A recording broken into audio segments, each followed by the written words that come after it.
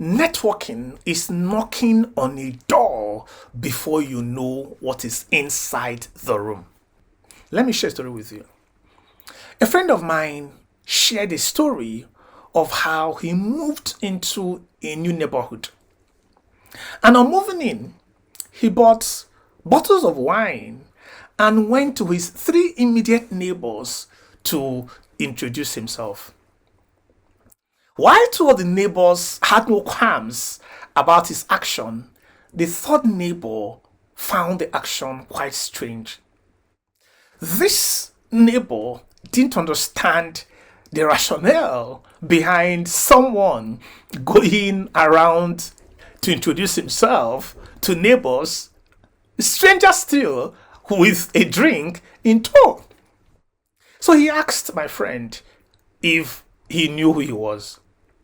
Of course, my friend said no, but explained to the man that it was his usual practice to pay homage to those who were already living in a neighborhood before him.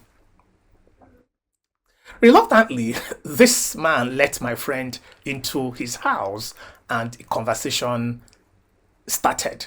And he also accepted wine. At a point, he asked my friend what he did for a living. And my friend told him that he was a consultant providing training and recruitment services to organizations. Next, the man asked my friend to mention some of the clients he had worked for in the past. And my friend did. Then he asked my friend if he had done some business with one of the leading oil and gas companies in Nigeria. When my friend said no, he asked why. And my friend told him that he had made several efforts over the years to get business from the company without success. To cut the long story short, right before my friend, this man placed a call to a very senior executive in this oil company and secured an appointment for my friend to go and make a presentation to the company. Now, this is a company that my friend had tried severally over the years to gain access to without success. Today, my friend is offering training services to this company with huge returns. Now, just imagine for a moment that my friend had not gone to introduce himself to his neighbors. He could have lived close to a source of clean water and yet died of thirst. There are several lessons to pick from this true life story. The first lesson is that not every well you dig would produce spring water. But you can increase your chances of finding water by digging more wells. It's not every field that you explore that will turn out to be an oil field. But you can increase your chances of finding oil by digging more oil wells. It's not every neighbor you introduce yourself to that will give you a referral to a big business, to a job, or to money. But you can definitely increase your chances of connecting with your destiny helpers by meeting more people. The second lesson is that you don't have to wait until you find out how people can be of help before you start seeking to connect with them. That would be parasitism.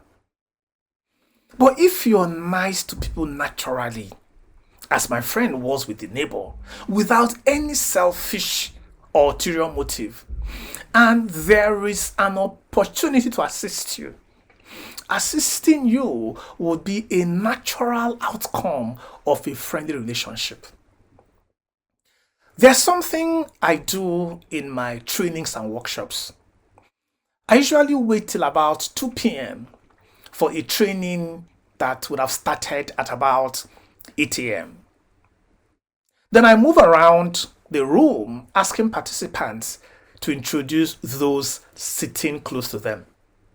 Amazingly, most of them would not as much as know the names of the people they had sat on the same table with, sometimes for over 4 hours.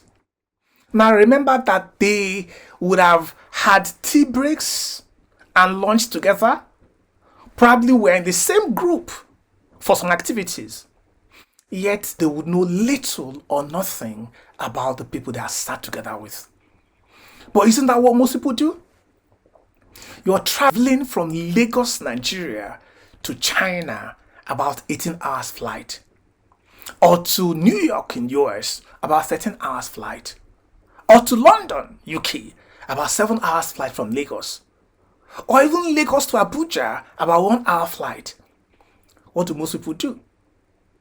You take your seat, buckle your belt, eat the free meal, including the free red wine served on board, read newspapers, watch movies, and sleep, completely oblivious of the person sitting beside you.